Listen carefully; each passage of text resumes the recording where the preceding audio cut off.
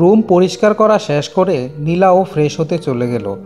Niloy ready হয়ে নীলার কাছে এসে বলল, নীলা কি খাবে বলো? এখন তো আর রান্না করারও সময় নাই, প্লাস বাজার করারও সময় নেই। তাই বলছিলাম আর কি, বাজার থেকে কিছু খাবার কিনে নিয়ে আসি। নীলা বলল, ঠিক আছে নিয়ে আসেন। নিলয় জিজ্ঞাসা করলো, কি খাবে তুমি বলো? নীলা বলল, আপনি যে কোনো একটা নিয়ে আসলেই হবে, বেশি টাকা খরচ করার দরকার নাই। বাবা কি বলেছে মনে আছে তো? নিলয় একটা মুচকি হাসি দিয়ে নীলার কপালে একটা চুমু খেয়ে বেরিয়ে পড়ে। কিছুক্ষণের মধ্যেই নিলয় দুজনের জন্য খাবার কিনে বাসায় ফিরে আসে। দুজনে খাবার খেয়ে ঘুমিয়ে পড়ে। নিলয় খুব ভোরে ঘুম থেকে উঠে বাজারে চলে গেল নীলাকে কিছু না বলে।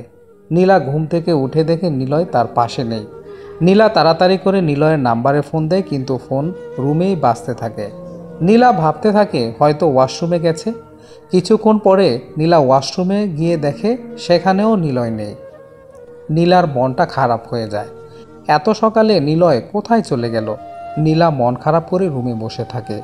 কিছুক্ষণের মধ্যেই নিলয় আবার বাসায় ফিরে আসে, হাতে অনেক রকম বাজার নিয়ে। নিলয় সব কিছু এক পাশে রেখে নীলার কাছে চলে আসে।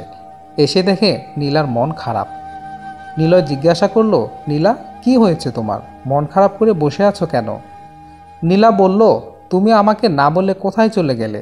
আমি তো ভয় পেয়ে গিয়েছিলাম। নিলয় বলল, ভয় কিসের ম্যাডাম? আসলে তুমি ঘুমিয়েছিলে, তাই তোমাকে ডাকিনি, বাজার করে নিয়ে আসলাম। এখন তুমি রান্না করবে, রাতে এসে তোমার হাতের মজার মজার রান্না খাবো। এই কথা বলে নিলয় ফ্রেশ হতে চলে গেল। ফ্রেশ হয়ে এসে অফিসে যাওয়ার জন্য রেডি হয়ে নেয় সে। নিলয় বলল, নীলা আমি ফ্রি হলেই তোমাকে আবার কল দেব, ঠিক আছে? আর কোনো সমস্যা হলে আমাকে জানাবে। নীলা কোনো কথা বলল না। নিলয় নীলার কপালে একটা চুমু দিয়ে বেরিয়ে পড়ে। এইভাবে প্রায় অনেক দিন পার হয়ে যায়। দুজনের মধ্যেই ভালোবাসার কোনো কমতি ছিল না। দুজন দুজনের খুব খেয়াল রাখত। নিলয়ের একটা স্বপ্ন ছিল, সেটা হলো প্রমোশন। কিন্তু নিলয় এত ভালো কাজ করেও তার প্রমোশন হচ্ছে না। হঠাৎ করে একদিন নিলয় খুব খুশি মনে বাসায় ফিরে আসে। বাসায় গিয়ে নীলাকে জড়িয়ে ধরে। নীলা জিজ্ঞাসা করলো, কি হয়েছে আপনার? আজ এত খুশি দেখাচ্ছে কেন? নিলয় বলল, বস আমাদের অফিসে একটা পার্টির আয়োজন করেছে, সেখানে আমাদের সবাইকে যেতে বলেছে। নীলা বলল, ও আচ্ছা এই জন্য। নিলয় বলল, আর ওখানে আমি একা যাচ্ছি না, তুমিও আমার সাথে যাবে। বস বলেছে পরিবারের সবাইকে নিয়ে যেতে, তুমি ওখানে গেলে তোমারও খুব ভালো লাগবে। পরের দিন দুজনেই অফিসে চলে গেল। অফিস খুব সুন্দর করে সাজিয়ে রাখা হয়েছে। নিলয়ের সাথে যারা কাজ করে তারাও তাদের স্ত্রীকে নিয়ে এসেছে। নিলয় নীলাকে সবার সাথে পরিচয় করিয়ে দেয়, কিন্তু তাদের বস এখনও আসে নাই। কিছুক্ষণ পরে একজন লোক আসে, বয়স 40-এর মতো হবে, আর উনি হচ্ছেন এই অফিসের বস, এই অফিসের মালিক। সে এসে সবার সাথে পরিচয় হয়ে নেয়। নিলয় যখন তার স্ত্রীর সাথে বসের পরিচয় করিয়ে দিচ্ছিল, তখন সে নীলার দিকে তাকিয়ে থাকে। সে আর চোখ সরিয়ে নিতে পারছে না। এবার অনুষ্ঠান শুরু হয়ে যায়। লোকটা বারবার নীলার দিকে তাকিয়ে থাকে। নীলা ব্যাপারটা বুঝতে পারে, তাও সে চুপচাপ থাকে। পার্টি শেষ করে যে যার মতো বাসায় চলে গেল। নীলা আর নিলয়ও বাসায় ফিরে আসলো। দুজন ফ্রেশ হয়ে আসে। নিলয় বলল, নীলা কেমন লেগেছে আমাদের আজকের পার্টিটা? নীলা বলল, ভালো হয়েছে, কিন্তু তোমার অফিসের বস কেমন যেন অদ্ভুত, আমার দিকে বারবার তাকাচ্ছিল। নিলয় বলল, আরে ধুর, এসব কি বলছো, বাদ দাও তো, চলো ঘুমিয়ে পড়ি, রাত অনেক হয়েছে, এবার ঘুমোতে হবে, কাল অফিস আছে আবার। এবার দুজনে ঘুমিয়ে পড়ে।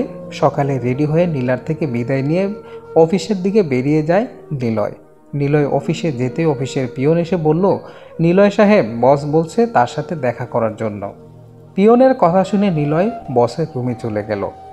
নিলয় বলল, স্যার আসবো? বস বললেন, নিলয় সাহেব আসুন আসুন। ধন্যবাদ স্যার। স্যার আপনি আমাকে ডেকেছিলেন? আগে বসুন এখানে, আপনার সাথে কিছু জরুরি কথা বলার ছিল আমার। জি স্যার বলুন। আপনি তো অনেক দিন থেকে একটা প্রমোশনের অপেক্ষা করছেন, তাই না? জি স্যার, আপনাকে আমি প্রমোশন করে দিতে পারি, কিন্তু আমার জন্য একটা কাজ করে দিতে হবে। নিলয় বলল, আমি সব কাজ করতে রাজি আছি স্যার, বলুন। আমাকে কি করতে হবে? অফিসের বস বলল, তেমন কিছু না, ছোট্ট একটা কাজ করতে হবে। সেটা হচ্ছে আপনার স্ত্রীকে এক রাতের জন্য আমি চাই। স্যার, কি বলছেন এসব আপনি? এটা কেমন কথা বলছেন আপনি? অফিসের বস বলল, নিলয় সাহেব, আপনি হয়তো জানেন না, কিছু পেতে হলে কিছু দিতে হয়। আর এটা আমাদের মাঝেই থাকবে, আর কেউ জানবে না। নিলয় বলল, সরি স্যার, এটা আমি করতে পারবো না। অফিসের বস বলল, ভেবে দেখতে পারেন, আপনাকে আমি সময় দিলাম, প্রমোশন হয়ে গেলে কিন্তু আপনার লাইফ চেঞ্জ হয়ে যাবে। শুধুই তো মাত্র একটি রাত, এখন ইচ্ছে আপনার। নিলয় কোনো কথা না বলে মন খারাপ করে বসের রুম থেকে বেরিয়ে আসলো। নিলয় কাজে মন দিতে পারছে না, বারবার বসের কথাটা মনে পড়ছে। একদিকে প্রমোশনের লোভ, অন্যদিকে স্ত্রী। নিলয় কি করবে বুঝতে পারছে না। নিলয় কাজে মন বসাতে পারছে না, তাই সে তাড়াতাড়ি বাসায় চলে গেল। বাসার সামনে গিয়ে দরজার কলিং বেল চাপ দিতেই নীলা এসে দরজাটা খুলে দেয়। নীলা বলল, কি ব্যাপার, আজ তুমি এত তাড়াতাড়ি ফিরে আসলে যে?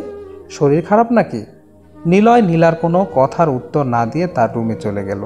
নীলা কিছুটা অবাক হলো নিলয়ের এমন আচরণে। নীলা রান্না শেষ করে নিলয়কে খাবার খাওয়ানোর জন্য ডাকে। নিলয় কোনো কথা না বলে চুপচাপ খাবার খেয়ে নিজের রুমে আবারও চলে গেল। নিলয়ের এমন আচরণ নীলার কাছে ভালো লাগছে না, কারণ এমন হাসিখুশি মানুষ কিভাবে চুপ হয়ে গেল। নীলা পুরো খাবার শেষ না করে উঠে চলে গেল নিলয়ের কাছে। নীলা জিজ্ঞাসা করলো, নিলয়, তোমার কি হয়েছে? তুমি এমন চুপচাপ হয়ে গেল কেন? নিলয় বলল, আসলে কাজের অনেক চাপ, তাই একটু মন খারাপ লাগছে। ঘুমাবো আমি, তুমিও ঘুমিয়ে পড়ো। নীলা আর কোনো কথা না বলে ঘুমিয়ে পড়ে। এইদিকে নিলয়ের চোখের ঘুম হারিয়ে গেছে। নিলয় এখনও কিছু ঠিক করতে পারছে না সে কি করবে। নিলয় তার ভবিষ্যতের কথা চিন্তা করে প্রমোশনের লোভে পড়ে সে সিদ্ধান্ত নেয় যে সে তার স্যারের কথায় রাজি হবে, কারণ প্রমোশন তার কাছে অনেক বড় হয়ে দাঁড়িয়েছে। পরের দিন সকালে ঘুম থেকে উঠে নিলয় অফিসে চলে গেল। অফিসে গিয়ে সে বসের রুমে চলে যায়। স্যার, আসবো? হ্যাঁ, আসুন নিলয় সাহেব, ভিতরে আসুন। ধন্যবাদ স্যার। নিলয় সাহেব, কিছু ভাবছেন নাকি? জি স্যার, আমি আপনার কথাটা মেনে নিলাম। আমার প্রমোশনটা খুব দরকার। Very good. তাহলে আগামীকাল রাতে আমার বাসায় চলে আসবেন আপনার স্ত্রীকে নিয়ে। ঠিক আছে স্যার।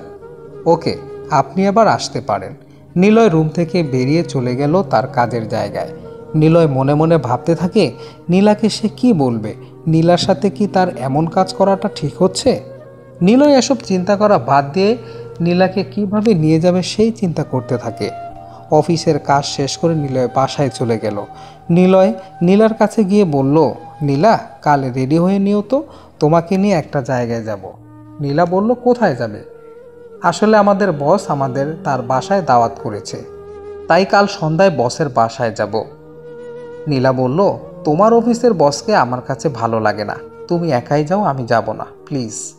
নিলয় বলল, আরে না, আমাদের বস অনেক ভালো মানুষ, আর আমরা একা যাচ্ছি নাকি? আমাদের অফিসে সবাই আসবে সেখানে, তুমি না গেলে খারাপ দেখায় না, বলো? নীলা বলল, আচ্ছা ঠিক আছে, এখন তুমি গিয়ে ফ্রেশ হয়ে আসো, আমি তোমার জন্য খাবার রেডি করে দিচ্ছি।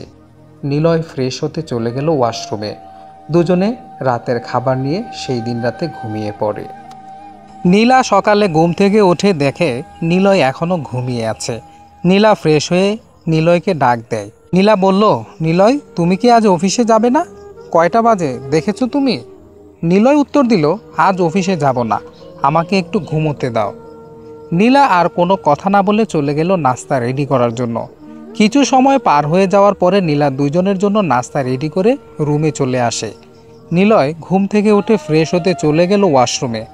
কিছুক্ষণ পরে দুজনেই একসাথে নাস্তা করে। দেখতে দেখতে সন্ধ্যা হয়ে আসে। নিলয় বলল, নীলা, রেডি হয়ে নাও, আমাদের তো আবার বের হতে হবে। নীলা বলল, আমি না গেলে হয় না, আমার না ওখানে যেতে ইচ্ছে করছে না। নিলয় উত্তর করল, তোমাকে যে যেতেই হবে, বেশি কথা না বলে রেডি হয়ে নাও। নীলা আর কোনো কথা না বলে রেডি হয়ে নেয়। কিছুক্ষণের মধ্যেই দুজন বেরিয়ে পড়ে। রাস্তায় একটা সিএনজি নিয়ে বসের বাসার দিকে রওনা দিল তারা। কিছুক্ষণের মধ্যে বসের বাসায় পৌঁছে গেল তারা। দরজার সামনে গিয়ে কলিং বেল চাপ দিতে অফিসের বস এসে দরজাটা খুলে দেয়। দুজনেই বাসার ভিতরে যায়। বস বারবার নীলার দিকে তাকিয়ে থাকে। বাসার মধ্যে তাদের 3 জন ছাড়া আর কেউ নেই। বস বলল, আসতে কোনো সমস্যা হয়নি তো আপনাদের? নিলয় উত্তরে বলল, না স্যার, কোনো সমস্যা হয়নি। বস উত্তর করলো, আচ্ছা ঠিক আছে, আপনারা বসুন, আমি চা নিয়ে আসি। এই কথা বলে বস চলে গেল। নীলা নিলয়কে বলল, তুমি না বলেছিলে তোমার অফিসের সবাই আসবে? এখানে তো আমরা ছাড়া আর কেউ নাই। নিলয় উত্তর করলো, চলে আসবে হয়তো, আমরা মনে হয় তাড়াতাড়ি চলে আসছি। এবার বস সবার জন্য চা নিয়ে আসে। 3 জনেই চায়ে চুমুক দেয়। বস অদ্ভুতভাবে নীলার দিকে তাকায়। ব্যাপারটা নীলার ভালো লাগছে না। নিলয় চা রেখে দিয়ে বলল, নীলা, আমার একটা কল দিতে হবে, তুমি এখানে বসো, আমি আসছি। নীলা বলল, নিলয়, আমিও যাব তোমার সাথে। নীলয় উত্তর করল, আমি এক্ষুনি চলে আসছি, তুমি স্যারের সাথে একটু গল্প করো। এই কথা বলে নিলয় বের হয়ে চলে গেল। নিলয় চলে যাওয়ার পরে বস নীলার পাশে এসে বসলো। নীলা তার থেকে দূরে সরে গেলে সে নীলার আরও কাছে চলে আসে। নীলা অনেক ভয় পেয়ে যায়। বস বলল, কি ব্যাপার, ভয় পাচ্ছ কেন তুমি? নীলা বলল, আপনি আমার এত কাছে আসছেন কেন? বস বলল, কারণ আজ রাতের জন্য তুমি আমার। নীলা বলল, মানে কি, কি বলছেন এসব? বস বলল, মানে খুবই সহজ, আজ সারা রাত তুমি আমার, তুমি আমাকে আজকে রাতে শুধুই আনন্দ দিবে। এই কথা বলে লোকটা নীলার শরীরে হাত দেয়। একটানে নীলার বুক থেকে শাড়িটা সরিয়ে নেয়। নীলা লোকটার থেকে ছুটে একটু দূরে এসে চিৎকার করতে শুরু করে, নিলয়, নিলয়, নিলয়, তুমি কোথায় চলে গেলে? চিৎকার করে লাভ নেই, আজকে আমি তোমাকে ভোগ করব, আর সেই জন্য নিলয় তোমাকে আমার কাছে দিয়ে গেছে। নিলয় নিলয় বলে হাজার ডাকলেও কাল সকালের আগে নিলয় এখানে আসতে পারবে না, বস বলল। নীলা বলল, না না, এটা হতে পারে না, নিলয় কেন এমন কাজ করবে? বস বলল, কারণ তোমার এক রাতের বিনিময়ে নিলয় প্রমোশন পাবে, এবার তুমি আমাকে খুশি করো। নীলা মনে মনে ভাবতে থাকে, নিলয় তার সাথে এমন একটা কাজ করতে পারলো, সামান্য একটা প্রমোশনের জন্য নিজের স্ত্রীকে বিলিয়ে দিতে পারে কেউ? আমি কখনো ভাবতে পারিনি নিলয় এমন একটা কাজ করতে পারবে আমার সাথে। নীলা এবার দৌড়ে দরজার কাছে চলে গেল, কিন্তু দরজা বাহির থেকে লক করা, তাই খুলতে পারছে না। বস ধীরে ধীরে নীলার দিকে এগিয়ে আসতে থাকে। নীলার পিঠটা দরজার সাথে ঠেকে গেল। বস নীলার শাড়ি ধরে টেনে টুনে পুরো শাড়ি খুলে ফেলে। নীলার শরীরে এখন শুধুই পেটিকোট আর ব্লাউজ আছে। নীলা 2 হাত দিয়ে তার বুকটা ঢেকে নেয়। নীলা কান্না করতে থাকে, প্লিজ আমাকে ছেড়ে দিন, আমাকে যেতে দিন। তোমাকে যেতে দেওয়ার জন্য এখানে নিয়ে আসা হয়নি, আজ রাতের জন্য তুমি আমার, আজ রাতে আমি তোমাকে শুধুই ভোগ করব। অন্যদিকে নিলয় তার বাসায় চলে গেল। প্রমোশনের লোভ তার মাথায় এত চেপে গেছে যে সে তার স্ত্রীকে অন্য একটা পুরুষের হাতে তুলে দিয়ে এসেও তার কাছে মন খারাপ লাগছে না। একটি বারও সে ভাবছে না নীলার সাথে আসলে কি হতে পারে। এইদিকে নীলা লোকটার কাছে বারবার বলছে তাকে যেন ছেড়ে দেয়, কিন্তু নীলার কোনো কথা সে কানে তুলছে না। এবার বস নীলার কাছে এসে নীলাকে কোলে তুলে তার বেডরুমে নিয়ে চলে গেল আর নীলাকে খাটের উপরে ফেলে দিল।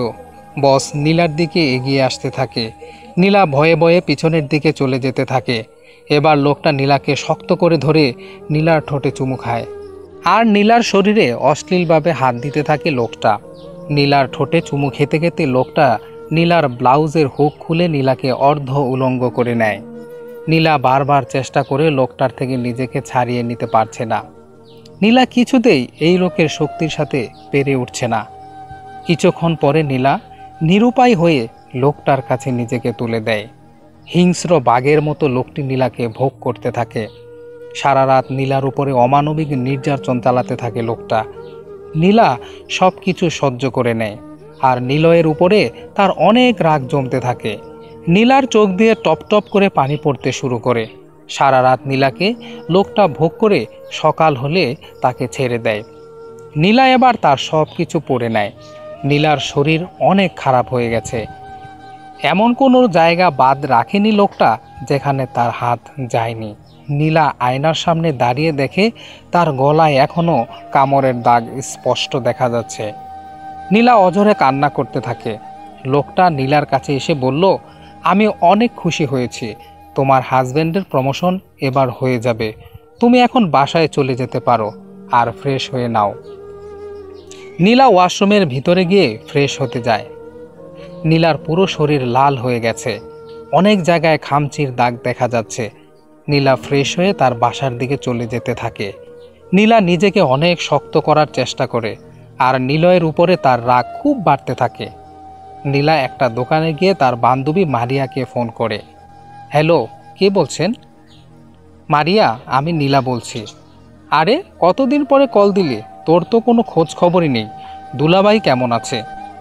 নীলা বলল, তোকে যেটা বলার জন্য কল দিয়েছি তুই সেটা শোন। মারিয়া বলল, আচ্ছা বল। নীলা বলল, তুই নদীর পাড়ে আয় তো, আমি নিলয়কে মেরে ওখানে আসছি। মারিয়া বলল, কি বলতেছিস তুই নীলা? পাগল হয়ে গেলি নাকি? তুই তোর হাজবেন্ডকে কেন মারবি?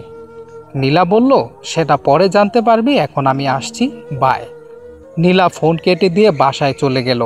বাসার সামনে গিয়ে দরজার কলিং বেল চাপ দিতেই নিলয় এসে দরজাটা খুলে দেয়।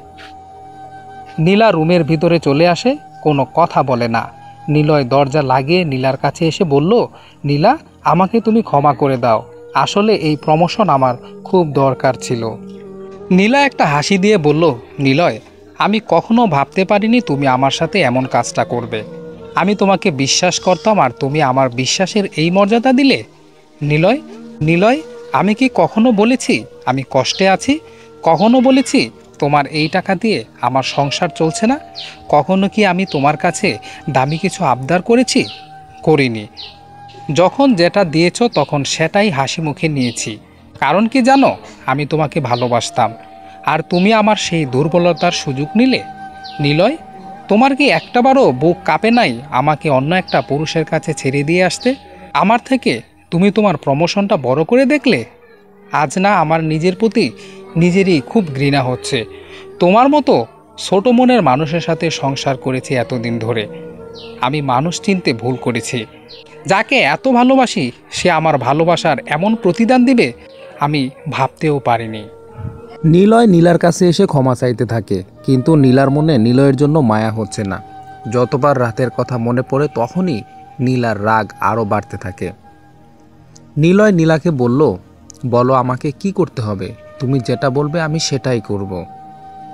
নীলা বলল, তোমাকে মরতে হবে। নীলার কথা শুনে নিলয় হতবাক হয়ে গেল। নিলয় বলল, নীলা, কি বলছো তুমি এসব? নীলা বলল, আমি ঠিক বলছি। তোদের মতো নিচু মনের মানুষদের বেঁচে থাকার কোনো অধিকার নেই। এই কথা বলে নীলা একটা চাকু বের করে নিলয়ের দিকে এগিয়ে চলে আসে। নিলয় বলল, নীলা, কি করছো তুমি? চাকু সরিয়ে নাও বলছি। পাগল হয়ে গেলে নাকি? নীলা, আমি তোমার হাজবেন্ড। নীলা একটা হাসি দিয়ে বলল, তুই আমার হাজবেন্ড? এটা ভাবতেও নিজের প্রতি খারাপ লাগছে। তোর মতো স্বামীদের ছেড়ে দেয়া যায় না। তোর মৃত্যু আমার হাতেই হবে। একটা কথা জেনে রাখ, আমি আজ থেকে সেই নারীর পাশে থাকব যারা তোদের মতো মানুষের কাছে প্রতারিত হয়। আমি তাদের শেষ করে দেব। এই কথা বলে নীলা নিলয়ের পেটে চাকুটা চালিয়ে দেয়। নিলয় সাথে সাথে মাটিতে লুটিয়ে পড়ে। নিলয় 2 হাত জোর করে নীলার কাছে তার জীবনটা ভিক্ষা চাইতে থাকে। নীলা বলল, তোর না প্রমোশন দরকার ছিল? দিয়ে দিলাম, যা, উপরে যাওয়ার প্রমোশন। এই কথা বলে নীলা নিলয়ের গলায় চাকু দিয়ে একটা টান মারে। নিলয় গলা কাটা মুরগির মতো ছটফট করতে করতে শেষ নিঃশ্বাস ত্যাগ করে। এবার নীলা নিলয়ের লাশটা ফ্রিজের ভিতর রেখে বাইরে চলে আসে, আর একটা চিঠি লিখে সেটা নিলয়ের পকেটের মধ্যে রেখে দেয়। এবার বর্তমানে ফিরে আসি। তারপর কি হয়েছে সেটা তো আপনারা সবাই জানেন। নীলার চোখ বেয়ে পানি পড়ছে, আর পুলিশ ইন্সপেক্টর নিহান নীলার কাছে এসে তার চোখের পানি মুছে দিয়ে বলল, নীলা, আইন নিজের হাতে তুলে নেওয়া অন্যায়। তুমি পুলিশের কাছে গিয়ে সাহায্য চাইতে পারতে। তারা তোমার পাশে থেকে এমন অন্যায়ের বিচার করত। নীলা বলল, আপনি কি ভাবছেন আমি পুলিশের কাছে যাইনি? আমি থানায় গিয়ে ডায়েরি লিখতে বলেছিলাম, কিন্তু আপনার পুলিশ যখন ওই লোকের নাম শুনল তখন তারা আমাকে থানা থেকে বের করে দিয়েছে। স্যার, আইন আসলে আমাদের মতো অসহায় মানুষদের জন্য না। আর আপনাদের পুলিশদের উপর থেকেও আমার বিশ্বাস উঠে গিয়েছে, তাই আমি নিজেই সেই লোকদের শেষ করে দেওয়ার অভিযান চালাচ্ছি। পুলিশ ইন্সপেক্টর নিহান বলল, নীলা, তুমি অলরেডি 3টা মানুষকে হত্যা করে ফেলেছ। তুমি কি জানো তোমার ফাঁসি হয়ে যেতে পারে? নীলা বলল, আমি এখন আর নিজেকে নিয়ে ভাবি না স্যার, আমার যা খুশি হয়ে যাক, আমার কোনো সমস্যা নেই। ইন্সপেক্টর বলল, নীলা, আমি চাই তুমি নিজ থেকে ধরা দাও। আমি কথা দিচ্ছি তোমার সাজা কম হবে। নীলা বলল, স্যার, আমার আর একটা কাজ বাকি আছে, আমি ওটা শেষ করে তারপর ধরা দেব। ইন্সপেক্টর নিহান বলল, কি কাজ? কাউকে আবার মার্ডার করবে নাকি? নীলা বলল, একজন আছে, আমি ওকেও শেষ করব, তারপর আমার কাজ শেষ। নিহান বলল, এটা ঠিক না, আমি তোমার হয়ে লড়াই করব, আমি তোমার কেসটা নেব, তুমি আর কাউকে মারবে না। নীলা বলল, না স্যার, আমি যতদিন না ওই জানোয়ারটাকে নিজের হাতে শেষ করছি ততদিন আমার শান্তি নেই। ইন্সপেক্টর নিহান বলল, নীলা, আমার কথাটা শোনো, তুমি এসব ছেড়ে দাও এখন। নীলা বলল, মাফ করবেন স্যার, আমি আপনার কথাটা রাখতে পারলাম না। এই কথা বলে নীলা চলে গেল। নিহান নীলার দিকে তাকিয়ে রইল। পরের দিন সকালে নিহান থানায় যায়। ওই লোকটার নাম হচ্ছে রবিন হাওলাদার। নিহান এই থানায় নতুন, তাই সে কারো সম্পর্কে কিছুই জানে না। নিহান থানার দারোগাকে ডাক দিলেন। দারোগা বলল, বলুন স্যার। ইন্সপেক্টর নিহান বলল, আচ্ছা, রবিন হাওলাদারটাকে ওনাকে চিনেন নাকি আপনি? আর ওনার নামে কি কেউ এই থানায় মামলা করতে এসেছিল? দারোগা কোনো কথা না বলে চুপ হয়ে দাঁড়িয়ে রইল। নিহান বলল, কি হলো, কথা বলছেন না কেন? দারোগা বলল, আসলে স্যার, উনি হাওলাদার গ্রুপের মালিক, ওনার নামে কেউ তো মামলা করতে আসে না, উনি তো অনেক ভালো মনের মানুষ। নিহান একটা মুচকি হাসি দিয়ে বলল, কয়েকদিন আগে একটা মেয়ে আসছিল থানায় রবিন হাওলাদারের নামে মামলা করার জন্য, কিন্তু আপনারা তার মামলাটা নিলেন না, কেন এমন করলেন বলেন তো? দারোগা বলল, কে এসেছে কিছুদিন আগে? নিহান বলল, কে এসেছে সেটা বলতে চাইছি না, একটা মেয়ে এসেছে। দারোগা সাহেব বলল, মনে পড়েছে, কিন্তু মেয়েটার কাছে তো কোনো প্রমাণ ছিল না, আপনাদের তদন্ত করার দরকার ছিল। দারোগা বলল, আসলে স্যার, আপনি তো এখানে নতুন, তাই কিছুই জানেন না, হাওলাদারের হাত অনেক বড়। নিহান বলল, আচ্ছা, বুঝতে পারছি, আর কিছু বলার দরকার নাই, আপনি এবার আসতে পারেন। নিহান বুঝতে পারে রবিন হাওলাদার কেমন মানুষ। এইদিকে নীলা রাসেলের সাথে কথা বলছে, এমন সময় অচেনা নাম্বার থেকে একটা কল আসে। হ্যালো, কে আপনি? নীলা, আমি মারিয়া, তোর সাথে আমার জরুরি কিছু কথা আছে, তুই কোথায় আছিস? নীলা বলল, আমি কোথায় আছি সেটা জানার দরকার তোর নাই, তুই নদীর পাড়ে আয়, আমি ওখানেই যাচ্ছি। মারিয়া বলল, ঠিক আছে। এই কথা বলে মারিয়া ফোনটা কেটে দিল। নীলা রাসেলকে বলল, রাসেল, আজকে রাতেই আমি রবিন হাওলাদারকে চিরকালের জন্য বিদায় করে দেব, আমি আর সময় নিতে চাচ্ছি না, তুমি সব ব্যবস্থা করে রাখো, কিভাবে হাওলাদারের বাড়িতে যাওয়া যায় সেই দিকে নজর রাখবে, আমি মারিয়ার সাথে দেখা করতে যাচ্ছি। রাসেল বলল, ঠিক আছে আপু, আমি সব ব্যবস্থা করব, আর আমরা হাওলাদারের বাড়িতে আমাদের লোক পাঠাচ্ছি। এইদিকে নিহান পুরনো অনেকগুলো ফাইল বের করে হাওলাদারের নামে কোনো মামলা আছে নাকি খোঁজ করতে থাকে। নিহান একটা ফাইলের ভিতর দেখে হাওলাদারের নামে অনেকগুলো মামলা আছে, কিন্তু পুলিশ হাওলাদারের কোনো কিছুই করতে পারেনি। নিহান সেই ফাইল নিয়ে একজন পুলিশ অফিসারের কাছে গেল। মিহির সাহেব, এই ফাইলটা দেখলাম, রবিন হাওলাদারের নামে অনেকগুলো মামলা আছে, কিন্তু এই মামলার তো কোনো কাজ হয়নি, উল্টো বন্ধ করা হলো কেন? আসলে স্যার, ওনাকে থানায় আনার সাথে সাথে আমাদের চাকরি হারাবো, সেই জন্যে আমি এই কেসটা আবার শুরু করব। স্যার, এইসব তো অফ হয়ে গেছে, এটা নিয়ে নাড়াচাড়া না করাই ভালো, হাওলাদার লোকটা মোটেও ভালো মানুষ না, পরে দেখা যাবে আপনার ক্ষতি করে দিবে। ঠিক আছে, সেটা দেখা যাবে। নিহান এই কথা বলে নিজের ক্যাবিনে চলে আসে, আর সে তার সিনিয়র অফিসারকে কল দিয়ে বলে সে হাওলাদারের বন্ধ হয়ে যাওয়া কেসটা আবার শুরু করতে চায়, কিন্তু অফিসার উল্টো রাগ দেখিয়ে বলল, তোমাকে যে কাজের জন্য পাঠানো হয়েছে তার তো এখনও কিছুই করতে পারলে না, আগে তুমি তোমার এই কেসটা সমাধান করো, তারপর নতুন কেস। নিহান বলল, স্যার, এই কেস নিয়েও আমাদের কাজ করা দরকার, অনেকগুলো মামলা দেখলাম, কিন্তু পুলিশ তাকে কিছুই বলছে না। ঊর্ধ্বতন কর্মকর্তা বললেন, নিহান, আমি আর কোনো কথা শুনতে চাই না, তুমি আগে এই মেয়েটাকে গ্রেফতার করো, বাকিটা পরে দেখা যাবে। এই কথা বলে ফোন কেটে দিল। নিহান রাগ দেখিয়ে ফাইলটা ফ্লোরের উপরে ছুঁড়ে ফেলে দিল। অন্যদিকে নীলা নদীর পাড়ে গিয়ে দেখে মারিয়া তার জন্য অপেক্ষা করে আছে আগে থেকেই। নীলা বলল, মারিয়া, কিরে, কি কথা বলবি বল।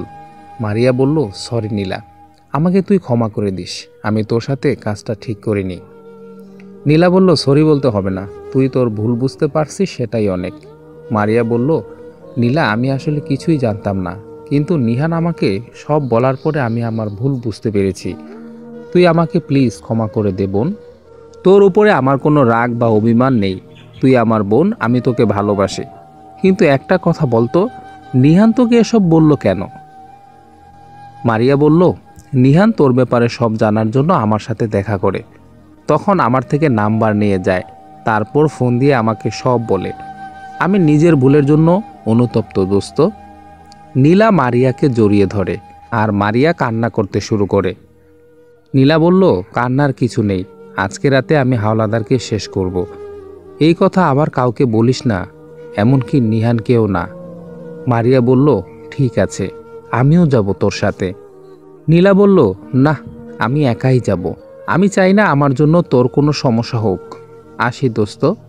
আর হ্যাঁ, হাওলাদারকে শেষ করে আমি ধরা দিয়ে দেব, তারপর আমার যা ইচ্ছে হবে, আমার আর কোনো দুঃখ থাকবে না। চলি দোস্ত। এই কথা বলে নীলা চলে গেল। মারিয়ার সাথে কথা বলে নীলা চলে গেল। দেখতে দেখতে সন্ধ্যা হয়ে আসলো। নীলা ক্লাবের ভিতরে বসে আছে। কিছুক্ষণ পরে সেখানে রাসেল আসে। নীলা বলল, রাসেল, আমাদের হাতে কিন্তু সময় আর বেশি নেই, যা করার দ্রুত করতে হবে। রাসেল বলল, আবু, এসব নিয়ে আপনাকে একদম চিন্তা করতে হবে না, আমি আছি তো নাকি? আর ওইদিকে সব ওকে হয়ে গেছে, আপনি ওই বাসায় যাওয়ার রাস্তাও রেডি করা হয়েছে। নীলা বলল, গুড, আমি রাত 12টায় বের হব, আর খেয়াল রাখবে পুলিশ যেন কোনো কিছুই বুঝতে না পারে। রাসেল বলল, ঠিক আছে আপু। এবার দেখতে দেখতে রাত 12টা বেজে গেল। নীলা একটা কালো ড্রেস পরে। নীলা সব ওকে করে বের হবে এমন সময় ক্লাবের দরজার মধ্যে কেউ টোকা দিতে থাকে। নীলা আর রাসেল একটু ঘাবড়ে যায়। কে আসতে পারে এত রাতে? দুজন দুজনের দিকে তাকায়। এবার নীলা রাসেলকে হাত দিয়ে ইশারায় বলে সে যাবে। নীলা পিস্তল হাতে নিয়ে দরজার দিকে এগিয়ে যায়। দরজা খুলেই নীলা হতবাক হয়ে যায়। নীলার দরজার সামনে দাঁড়িয়ে আছে মারিয়া। নীলা বলল, মারিয়া, তুই এখানে কেন এত রাতে? মারিয়া বলল, আমি জানি তুই এখানেই থাকবি, তাই এখানে চলে আসলাম, তোর জন্য একটা সারপ্রাইজ আছে। নীলা বলল, সারপ্রাইজ? কিসের সারপ্রাইজ? মারিয়া বলল, আমার সাথে আয়। নীলা আবার মারিয়ার সাথে চলে গেল। একটু সামনে যেতেই দেখে একটা কালো গাড়ি দাঁড়িয়ে আছে। নীলার সাথে রাসেলও গেল। গাড়ির সামনে যেতেই রাসেলের ফোনটা বেজে ওঠে। হ্যালো রাসেল ভাই, হাওলাদার তো এখনও বাসায় আসেনি, আমরা এখনও তার বাসার সামনে দাঁড়িয়ে আছি। কি বলছো? এত রাত হয়ে গেল এখনও বাসায় আসেনি? আচ্ছা রাখো, আসলে জানাবে আমাদেরকে। এই কথা বলে রাসেল ফোনটা কেটে দিয়ে নীলার কাছে গিয়ে বলল, আপু, রবিন হাওলাদার তো এখনও বাসায় যায়নি। নীলা বলল, কি বলছো? মারিয়া একটা হাসি দিয়ে বলল, রবিন হাওলাদার আর কখনো নিজের বাড়ি যেতে পারবে না। মারিয়ার কথা শুনে নীলা অনেক বেশি অবাক হয়ে গেল। বুঝলাম না, কি বলছিস তুই? মারিয়া বলল, তুই আমার সাথে আয় আগে। এবার নীলা মারিয়ার সাথে গাড়ির দিকে এগিয়ে গেল। মারিয়া গাড়ির দরজা খুলে দিতেই নীলা হতবাক হয়ে গেল। গাড়ির ভিতরে অজ্ঞান অবস্থায় পড়ে আছে রবিন হাওলাদার। মারিয়া বলল, নীলা, এই নে তোর শিকার, এই জানোয়ারকে আগে ভিতরে নিয়ে বেঁধে রাখ, না হলে কিছুক্ষণের মধ্যেই জ্ঞান ফিরে আসবে।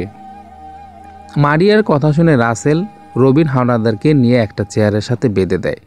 মারিয়ার এমন কাজে নীলা অনেক বেশি খুশি হয়, কিন্তু নীলার মনে একটা প্রশ্ন ঘুরপাক খাচ্ছিল, সেটা হলো মারিয়া কিভাবে এসব করলো।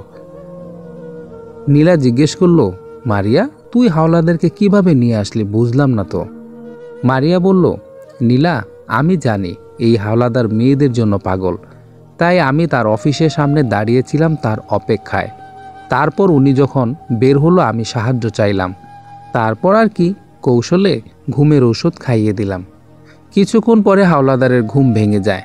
সে দেখে তার হাত পা বাঁধা। হাওলাদার চিৎকার করতে শুরু করে আর সে নিজের শক্তি দিয়ে দড়ি খুলে ফেলার চেষ্টা করে, কিন্তু কিছুক্ষণ পরে চেষ্টা করা ছেড়ে দেয়, কারণ সে বুঝতে পারে এখান থেকে দড়ি খোলা সম্ভব না। তাই সে চেয়ারের উপরে বসে বসে চিৎকার করতে থাকে। মুখে মাস্ক পরে নীলা, মারিয়া আর রাসেল হাওলাদারের সামনে আসে। হাওলাদার বলল, কে তোমরা, আর আমাকে এখানে নিয়ে আসলে কেন? নীলা বলল, আমাদের চিনতে হবে না, মনে কর আমরা তোর জম, আজ তোর জীবনের শেষ দিন। হাওলাদার বলল, মানে কি, তোমরা আমাকে এখানে কেন নিয়ে এসেছো? নীলা বলল, কত মানুষের সংসার নষ্ট করলি তুই জানিস সেটা? তোর জন্য কত মানুষ নিজের সব শেষ করেছে। হাওলাদার বলল, আরে তোমরা কারা? নীলা এবার মুখ থেকে মাস্ক সরিয়ে নেয়। নীলাকে দেখে হাওলাদারের চোখ বড় বড় হয়ে যায়। নীলা, তুমি? হ্যাঁ আমি। চিনতে পারছিস তাহলে? তোর জন্য আমার সুখের সংসার ভেঙে গিয়েছে, তুই আজ আমার হাতেই মরবি। এবার নীলা তার হাতে চাকু দিয়ে হাওলাদারের দিকে এগিয়ে যেতে থাকে। হাওলাদার ভয়ে ভয়ে বলতে থাকে, নীলা আমাকে ক্ষমা করে দাও প্লিজ, আমি আর কখনো এমন কাজ করব না, এইবারের মতো আমাকে ক্ষমা করে দাও নীলা। নীলা বলল, মনে আছে সেই দিন আমি তোর কাছে অনেকবার বলেছি আমাকে ছেড়ে দিতে, তুই আমার কোনো কথাই কানে তুলিসনি। ওই দিনের কথা মনে পড়লে আমার শরীরে আগুন ধরে যায়। এই কথা বলেই নীলা চাকু দিয়ে হাওলাদারের উপরে আঘাত করতে থাকে। চাকুর আঘাতে হাওলাদারের শরীরের রক্ত নীলার মুখে এসে পড়ে, তাও নীলা থামছে না। নীলা একের পর এক আঘাত করতে থাকে। হাওলাদার কিছুক্ষণের মধ্যেই শেষ নিঃশ্বাস ত্যাগ করে। তারপরেও নীলার রাগ কমছে না। নীলা এখনও আঘাত করতেই থাকে। মারিয়া এসে নীলাকে ধরে সরিয়ে আনে। নীলা মারিয়াকে জড়িয়ে ধরে অঝরে কান্না করতে থাকে। নীলা মারিয়াকে বলল, মারিয়া, পুলিশ ইন্সপেক্টর নিহানকে একটা কল দে, আমি কথা বলবো। নীলার কথা শুনে মারিয়া নিহানকে ফোন দেয়। হ্যালো মারিয়া, আমি নীলা বলছি। নীলা, আপনি একটু আসতে পারবেন এখানে? কোথায় আসতে হবে বলুন তো, আমি এক্ষুনি আসছি। নীলা আবার নিহানকে ঠিকানা বলে দেয়। নিহান কিছুক্ষণের মধ্যে সেখানে চলে আসে। নীলা নিহানের কাছে গিয়ে বলল, স্যার আমার কাজ শেষ, এবার আপনি আমাকে নিয়ে যেতে পারেন। নিহান বলল, কাজ শেষ মানে? কি কাজ করলে তুমি? নীলা এবার হাত দিয়ে হাওলাদারের লাশের দিকে ইশারা করল। নিহান অবাক হয়ে গেল, কিভাবে নীলা হাওলাদারকে মারল। নীলা বলল, এবার আমাকে গ্রেফতার করতে পারেন স্যার, আমার আর কোনো আপত্তি নাই। এবার আমাকে যে শাস্তি দিবে আমি মাথা পেতে নিতে রাজি আছি স্যার। নিহান বলল, নীলা তুমি আগেও 3টা মার্ডার করেছো, এখন 4টি হলো। এই মার্ডারের কথা আমরা ছাড়া আর কেউ জানে না। হাওলাদারের লাশ তার গাড়িতে রেখে গাড়িতে আগুন ধরিয়ে দাও, তাহলে এই লাশ আমরা অ্যাক্সিডেন্ট বলে চালিয়ে দেব। আর আমি এই হাওলাদারের ব্যাপারে অনেক খোঁজ নিয়েছি, এই লোকটা ভালো না, পুলিশও ওনার কিছুই করতে পারবে না। আমি যেটা বলছি সেটাই করো, আর তুমি কাল সকালে থানায় আসবে, আর আমি তোমার পাশে আছি, তোমার জন্য আমি সব করব, তোমার সাজা কমানোর জন্য আমি আমার সর্বোচ্চ চেষ্টা করব। এই কথা বলে নিহান চলে গেল। নিহানের কথা শুনে নীলা অবাক হয়ে গেল। নিহান কি বলল আর কেন বলল সব নীলার মাথার উপর দিয়ে গেল। নিহানের কথা মতো সব কাজ সেরে নেয় তারা। পরের দিন সকালে নীলা থানায় যায়, আর সেখানে নীলাকে পুলিশ গ্রেফতার করে। নীলার হাতে যখন হাতকড়া পরাবে তখন নিহান গিয়ে বলল, ওনাকে হাতকড়া পরানোর দরকার নাই, ওনাকে নিয়ে যাও। ঠিক 2 দিন পরে নীলাকে কোর্টে নিয়ে যাওয়া হয়। নিহান নীলার জন্য একটা ভালো উকিল ঠিক করে আর অনেক কিছু জোগাড় করে দেয়, যেসব জিনিস নীলার কাজে লাগবে। নীলার বিরুদ্ধে যখন 3টি খুনের মামলা আছে, সেহেতু নীলাকে 5 বছরের জেল দেওয়া হয়। নীলার সাজা কমানোর জন্য নিহান অনেক চেষ্টা করে, কিন্তু কোর্ট 5 বছরই রাখে। নিহান নীলার কাছে গিয়ে বলল, নীলা মাত্র 5 বছর, চিন্তা করবেন না, দেখতে দেখতে 5 বছর কেটে যাবে। নীলা বলল, ধন্যবাদ আপনাকে স্যার। নিহান বলল, ধন্যবাদ কেন দিচ্ছেন আমাকে? নীলা বলল, আমার জন্য আপনি অনেক কষ্ট করেছেন স্যার, সেই জন্য। নিহান বলল, তাই বললে ধন্যবাদ দিতে হবে? কারণ আমরা ফ্রেন্ড, ওকে? নীলা একটা মুচকি হাসি দিল, তারপর নীলাকে নিয়ে চলে গেল থানায়। দেখতে দেখতে 5 বছর পার হয়ে গেল। আজ নীলা কারাগার থেকে মুক্তি পাবে। নীলার জন্য বাহিরে অপেক্ষা করে দাঁড়িয়ে আছে নিহান, মারিয়া আর রাসেল। নীলা এতদিন পরে বাহিরের আলো বাতাস দেখে অনেক খুশি হয়ে যায়। নীলাকে দেখে মারিয়া আর রাসেল এগিয়ে আসে। সবাই নীলাকে শুভেচ্ছা জানায়। নিহান দূরে দাঁড়িয়ে আছে। এবার নিহানের চোখে নীলার চোখ পড়তেই নিহান একগুচ্ছ গোলাপ নিয়ে এসে নীলার সামনে হাঁটু গেড়ে বসে নীলাকে বিয়ের জন্য প্রস্তাব দেয়। ইন্সপেক্টর রিহান বলল, নীলা, আমি তোমাকে কখন যে ভালোবেসে ফেললাম আমি নিজেও জানি না। আমি সবসময় তোমার পাশে থাকতে চাই। আমি তোমার সুখ দুঃখের সাথী হতে চাই। আমি তোমাকে বিয়ে করতে চাই। তুমি এই ফুলগুলো যদি নাও, বুঝবো তুমিও আমাকে বিয়ে করতে চাও। নিহানের কথা শুনে নীলা কি বলবে বুঝতেই পারছে না। মারিয়া নীলাকে বলে রাজি হওয়ার জন্য। আসলে নীলাও এতদিনে বুঝতে পারে নিহান তাকে আসলেই ভালোবাসে। নীলা হাসি মুখে নিহানের হাত থেকে ফুলগুলো নিয়ে নেয়। নিহান অনেক বেশি খুশি হয়ে যায়। নিহান সবার সামনে নীলাকে জড়িয়ে ধরে। মারিয়া বলল, এই যে এখনো কিন্তু আপনাদের বিয়ে হয়নি, আগে বিয়ে করুন, তারপর এসব করবেন, বুঝলেন? মারিয়ার কথা শুনে সবাই খিলখিল করে হেসে দেয়। কিছুদিন পরে নীলা আর নিহান বিয়ে করে নেয় আর দুজন দুজনের পাশে থাকে। দুজন দুজনকে অনেক বেশি ভালোবাসে। খুব ভালোভাবে তাদের দিনকাল কাটতে থাকে। সমাপ্ত। গল্প নীলাবতী লিখেছেন শহীদুল্লাহ সবুজ। শ্রোতা বন্ধুরা, গল্পটি শুনে কেমন লাগলো অবশ্যই কমেন্ট করে জানিয়ে দিবেন। আর এরকম নতুন নতুন বাস্তব জীবনের গল্পগুলো পেতে অবশ্যই আমাদের চ্যানেলটি সাবস্ক্রাইব করে পাশে থাকবেন। ধন্যবাদ সবাইকে।